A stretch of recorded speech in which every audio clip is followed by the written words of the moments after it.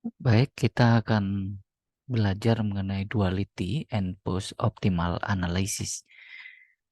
Materi topik ini akan dijelaskan dalam 2 minggu karena memang cakupan topiknya yang cukup luas. Pada pertemuan saat ini, saya akan fokus pada 2 tujuan. Yang pertama adalah bagaimana mengkonstruksi dual model dari primal model. Jadi primal model adalah original model yang kita dapatkan dari permasalahan. Jadi permasalahan yang kita buat model matematikanya itu namanya original model atau kita sebut juga sebagai primal model. Dan kemudian eh, baru kita bisa membuat dual modelnya. Ya, itu yang pertama. Yang kedua adalah saya akan menjelaskan bagaimana kita mencari solusi optimal dari dual model jika kita sudah mendapatkan solusi optimal dari original model atau dari primal modelnya. Karena itu topik ini juga disebut sebagai post optimal analysis. Jadi analisis yang dilakukan setelah kita menemukan solusi optimal di awal. Jadi ada analisis berikutnya. Nah, jadi hari ini saya akan fokus pada 2 hal itu saja, bagaimana kita membuat dual model dari primal model, dan yang kedua bagaimana kita mencari solusi optimal dari dua model berdasarkan hasil optimal dari primal model. Baru minggu depan, minggu berikutnya kita akan masuk lebih dalam mengenai economic interpretation atau mengapa kita harus melakukan duality and post-optimal analysis. Relevansi atau kegunaannya nanti seperti apa. Itu akan saya bahas pada pertemuan di berikutnya. Saya akan fokus pada 2 hal tadi saja, ya, karena ini mendasar sekali, ya. Ketika kita sudah mencari atau mendapatkan solusi optimal untuk original model, maka kita harus mengerti bagaimana kita melakukan duality analysis, bagaimana kita membuat dual model, dan termasuk juga bagaimana kita menyelesaikan permasalahan dual problem itu, dual model tadi, dari hasil primal model. Oke. Jadi definisi dual problem itu adalah seperti yang di slide ini. Jadi dual problem itu didefinisikan secara sistematis dari primal linear programming model atau original linear programming model. Nanti akan ada prosedur-prosedur, ada 4 langkah sistematis bagaimana kita merancang dual model atau dual problem dari primal atau original linear programming model.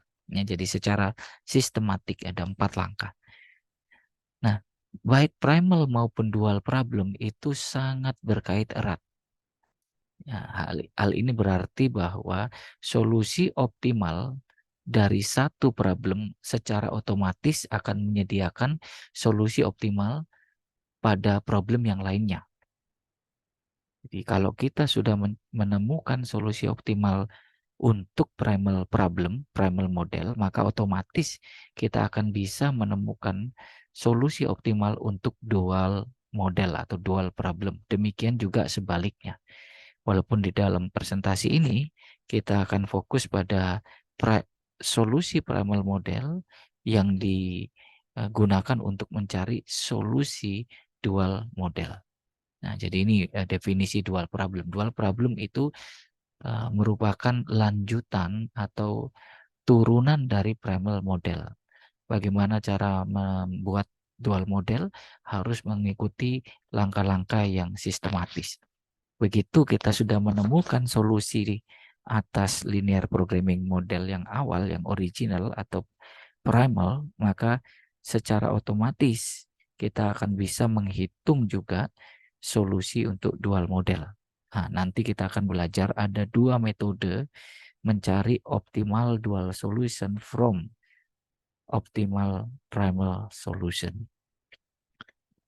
Oke, sekarang kita melihat di sini ada 4 langkah sistematis di dalam membuat dual model dari hasil primal model. Ya, jadi ada 4 langkah. Yang pertama, berdasarkan langkah pertama kita bisa menentukan di sini dijelaskan bahwa variabel dual model itu merujuk pada jumlah persamaan constraint dari primal model. Ya. Dan dual constraint, banyaknya fungsi constraint pada model yang dual, pada dual model, itu merujuk pada banyaknya variabel pada primal. Nah, itu yang pertama. Ya. Jadi yang pertama adalah jumlah variabel dual itu merujuk pada jumlah atau banyaknya variabel, banyaknya fungsi constraint pada primal. Terus banyaknya constraint pada dual bergantung pada banyaknya variabel di primal.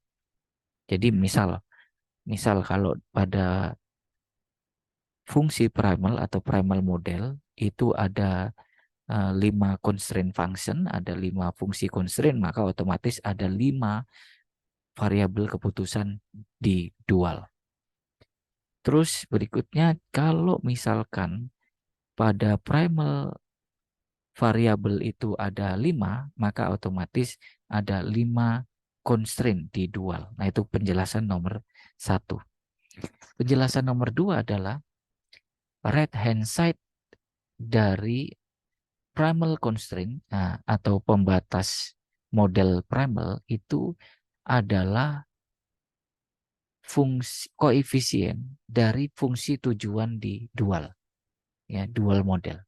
Jadi right hand side-nya primal constraint itu menjadi koefisien dari fungsi tujuan dual. Itu yang kedua. Nah, yang ketiga adalah bagaimana kita merancang satu constraint untuk dual. Ya, constraint dual model itu didapatkan dari primal model yang ditranspos. Transpos berarti kolom nanti kita jadikan row. Ya. Nah, terus kemudian objektif fungsi tujuan, ya, fungsi koefisien fungsi tujuan primal itu nanti menjadi right hand side dari dual. Nah, itu nanti akan saya jelaskan melalui contoh. Dan remaining constraint coefficient compressing the dual left hand side coefficient. Nah, nanti kita akan melihat, ya, transpose kolom menjadi row. Terus yang terakhir adalah arah optimisasinya, termasuk pertidaksamaannya dan tanda dari variabel keputusan dual itu kita merujuk pada tabel selanjutnya. Nah, ini. Jadi kalau berdasarkan tabel ini kita melihat bahwa jika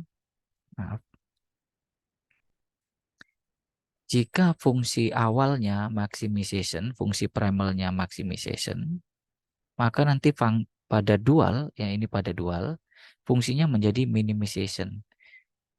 Terus fungsi constraint pertidaksamaannya, tandanya nanti kalau minimization menjadi semuanya lebih besar semua dan variabel keputusannya unrestricted. Kalau variabel keputusan pada primal model itu kan non-negatif, kalau di dual unrestricted. Sebaliknya kalau primal objektifnya adalah minimization, maka di dual nanti akan menjadi maximization dan tandanya lebih kecil sama untuk variabel keputusannya itu unrestricted.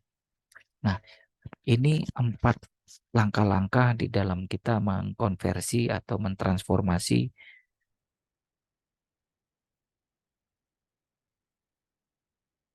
primal model menjadi dual model. Nah, sekarang kita lihat contoh, ya. Ini primalnya seperti ini. Ya, jadi langkah pertama sebelum kita mencari dual modelnya, maka kita harus menjadikan dia bentuk standar seperti waktu kita belajar simplex ya. Jadi bentuk standarnya seperti ini ya, kita tulis ulang fungsi tujuannya, memaksimalkan Z sama dengan 5x1 plus 12x2 dan 4x3. Nah, subjek to atau batasannya, nah di sini yang dilihat x1 ditambah 2x2 tambah x3. Nah, tanda ini tanda lebih kecil sama dengan kita jadikan sama dengan, otomatis kita tambah dengan menjadi slack 10 ya. Kecil sama dengan maka kita tambah dengan slack. Nah, kita merujuk buku ini ya. Buku ini slack pakai mid x, maka otomatis dia x4. Nah, sekarang yang kedua. 2x1 minus x2 plus 3x3 sama dengan 8. Nah, kalau sama dengan, maka otomatis pada bentuk standarnya kita tambahkan artificial variable. Tapi kalau untuk dual model, artificial tidak perlu ditulis ya. Jadi ini otomatis x4-nya 0. Ya, artificial tidak perlu ditulis. Nah, sekarang kita lihat ada 4 variabel sekarang ya, x1, x2, x3, dan x4. Di mana x4 ini adalah slack, lebih besar dari 0. Maka kita melihat berdasarkan aturan atau prosedur pembuatan dual model yang nomor 1, maka kita tahu di sini ada 2 constraint ya. Ini constraint 1 dan ini constraint 2. Maka ada 2 dual variabel Y1 dan Y2. Kalau variabel keputusan primal itu pakai X, kalau variabel keputusan dual itu pakai notasi Y. Terus kita lihat di sini ada 4 ya, ini ada 4 variabel, maka nanti juga ada 4 constraint pada constraint function di dual model. Ya, oke. Sekarang kita lihat bagaimana dengan bentuk dualnya. Ya, maka yang pertama max menjadi min. Nah, kita tulis langsung minimize. Ya, minimize. Berikutnya untuk dual model simbolnya bukan Z tapi W. Oke. Nah, kalau merujuk ke aturan yang nomor 2 itu kita lihat bahwa koefisien fungsi tujuan dual itu dari right hand side-nya, dari ini, dari 10 dan 8. Maka 10 Y1 dan 8 Y2. Nah, ini aturan nomor 2. Terus setelah itu kita cek subject to constraint ke-1. Nah, kita tahu berdasarkan aturan nomor 3, aturan nomor 1 nanti akan ada 4 constraint karena jumlah constraint pada dual itu bergantung pada banyaknya variabel di primal setelah dijadikan bentuk standar seperti ini, dan kita tahu ada 4 variabel ini. Maka akan ada 4. Dan bagaimana kita membuat fungsi tujuannya dari sini. Dari transpose kolom ini ya. Jadi Anda lihat kolomnya ini ya. Jadi ada 1 dan 2. Maka Y1 tambah Y2. Nah, sekarang kolom berikutnya ini ada 2 dan minus X. Jadi ada 2Y1 minus Y2. Yang ketiga pun sama, ini ada X3 dan 3X3. Jadi Y1 tambah 3Y2.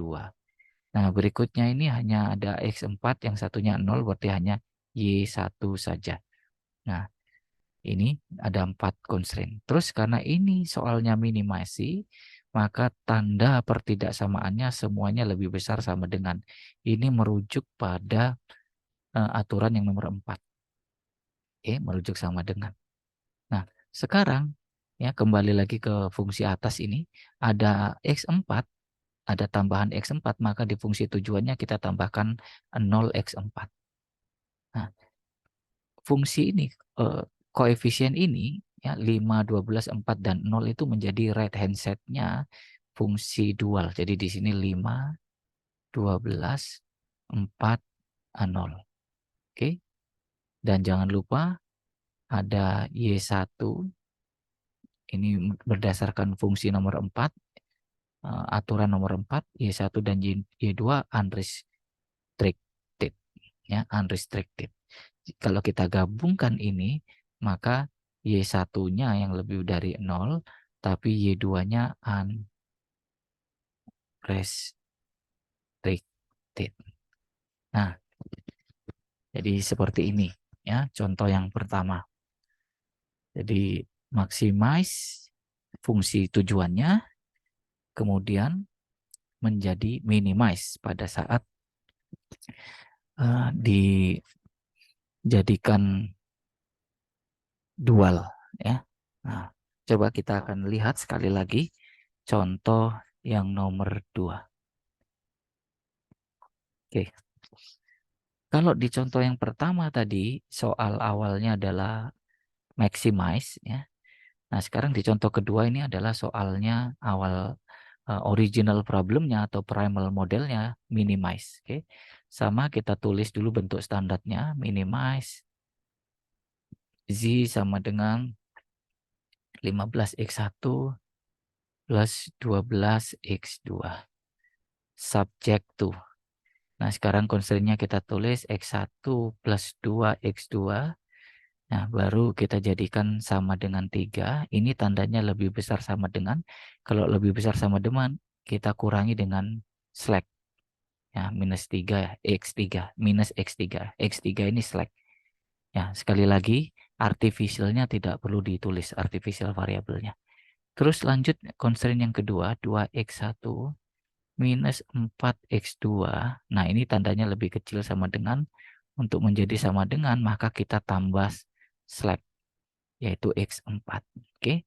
Nah, supaya rata, karena variabelnya itu ada x4 sampai x4, maka di constraint 1 kita tambahkan juga x4 tapi 0, 0x4.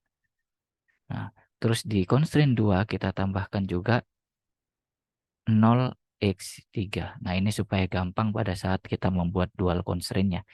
Nah, sekarang x1, x2, x3, dan x4 lebih besar sama dengan 0. Ya.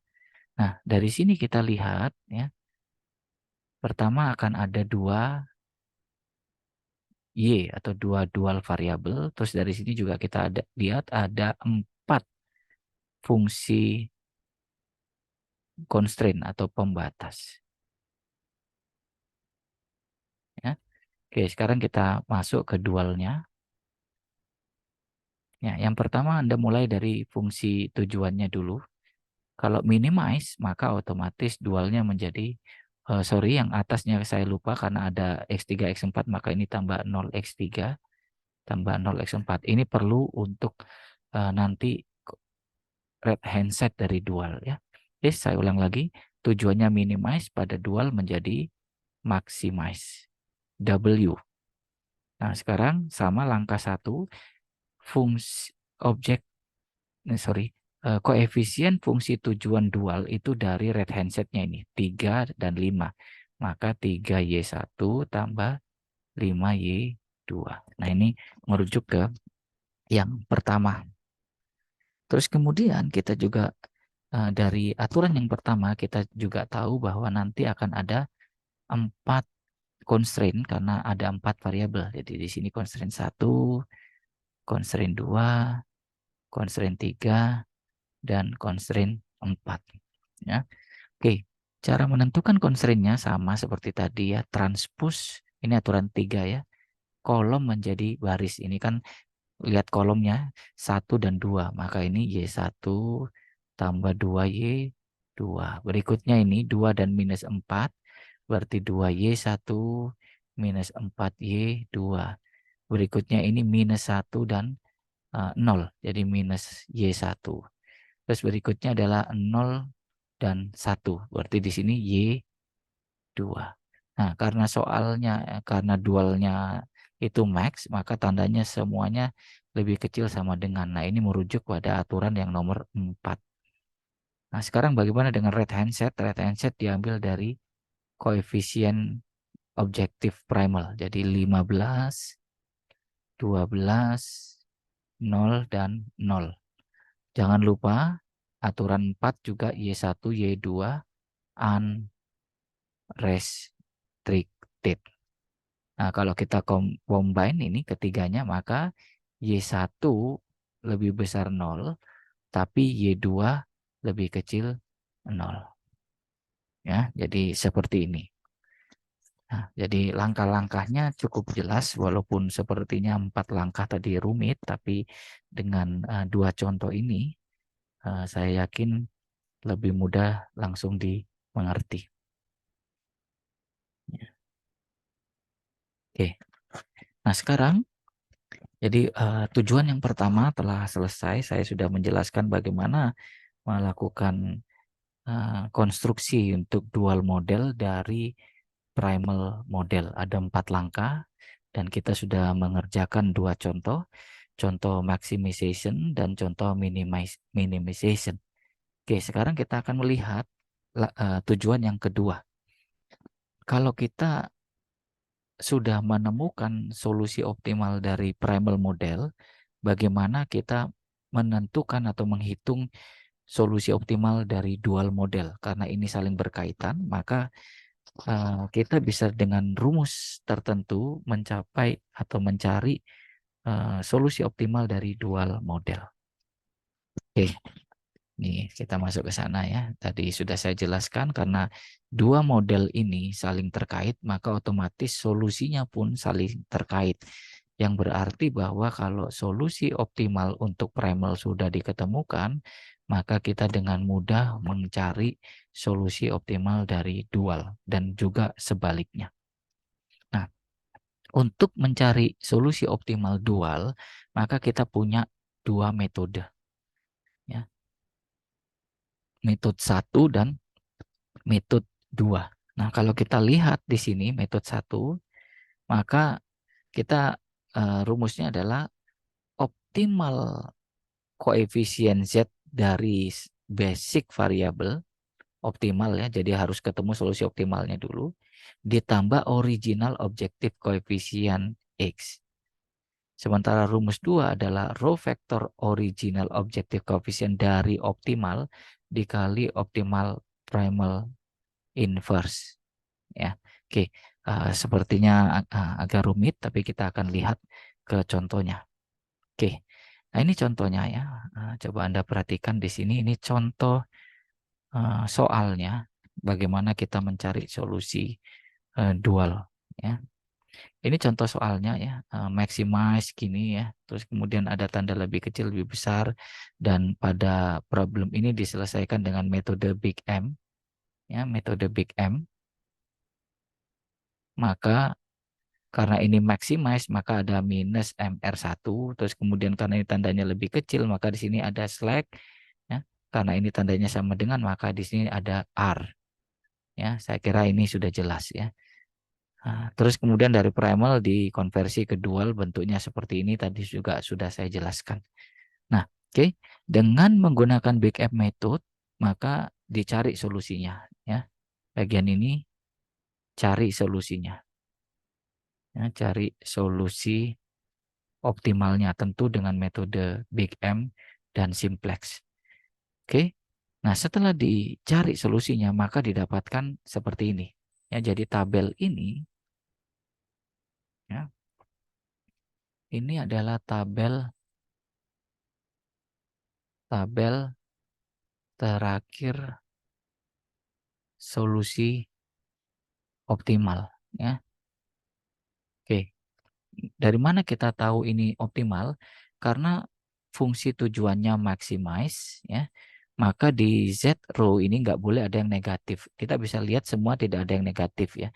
Kalau Anda lihat R ini minus 2/5 tapi ditambah M, M itu nilai besar maka otomatis positif. Jadi sudah optimal ya. Nah, sekarang kita lihat bagaimana kita mengerjakan ini gitu ya. Jadi rumusnya adalah kita hanya fokus pada yang ini aja ya, optimal starting basic variable. Nah, kalau Anda lihat tadi ada 5 variabel X1, X2, X3, terus kemudian X4-nya ini select dan R-nya artificial. Kalau Anda masih ingat di pertemuan sebelumnya, X1 sampai X3 itu kita sebut sebagai non-basic variable. Variabel yang kita set ke 0 supaya dapat solusi awal. Sementara X4 dan R ini disebut sebagai basic variable. Nah, yang kita lihat di sini hanya yang basic variable, tapi koefisien Z. Nah, solusi optimal koefisien Z basic variable. Jadi kita lihat ini. Ya, jadi kita lihat ini. Ya, jadi optimal ini sama dengan ya, jadi ini kita buat di sini. Di sini ada 2Y kan tadi, Y1 dan Y2. Ya, maka optimal primal Z koefisien itu yang ini 29/5. Ya, sementara yang satunya ya ingat ini kan Z koefisien jadi hanya yang baris ini. Nah, yang satunya ini minus 2/5 plus M. Nah, terus kemudian ditambah ya, ini juga tambah original objective coefficient X. Nah, original objective itu kita lihat dari sini. Nah, ingat di sini kan hanya X4 ya, hanya X4 dan R ya, X4 dan R. Sehingga di sini kita juga melihat hanya X4 dan sebentar ya. Hanya X4 dan R ya. Nah, di sini X4-nya kan 0 ini. Di sini harusnya ada plus 0 X4 ya. X4-nya 0 ya, koefisiennya. Terus R-nya minus M ini. Sehingga di sini kita tulis ya, X4-nya 0 dan untuk R-nya ya, R-nya tadi ini kan merujuk ke X4, ini merujuk ke R ya. R-nya itu minus M. Sehingga hasilnya adalah 29/5 tambah 0 yaitu 29/5. Terus minus 2/5 tambah M ditambah minus M menjadi minus 2/5. Nah, ini solusinya. Ya. Solusinya Y1-nya 29/5, Y2-nya minus 2/5. Ini pakai metode 1. Nah, sekarang bagaimana dengan metode kedua? Nah, metode kedua di sini ya, row vector of original objective coefficient of optimal primal basic dikalikan optimal primal inverse. Nah, optimal primal inverse itu yang ini. Nah, yang kita perhatikan dari sini adalah optimal primal basic variable original itu kita lihat urutannya ini, X2, X1. Oke, sekarang kita lihat ya. Y1 berapa, Y2-nya berapa. Nah, sekarang kita lihat di sini. Ini urutannya kan X2 dulu. Ya, X2 dulu. Ini baru ini X1. Sehingga kita lihat kebersamaan originalnya ya. Originalnya ya, objective coefficient ya, ini objective coefficient original. Kita lihat ke sini. Nah, gitu. Coba Anda lihat X2 tadi urutannya kan X2 dulu ya. X2-nya 12, X1-nya 5. Sehingga di sini kita tulis X12 dan 5 karena urutannya X2 dulu X1. Baru kita kali ini dengan matriks ini inverse. 2/5, 1/5 minus 1/5 dan 2/5. Nah, ini pakai matrix multiplication ya.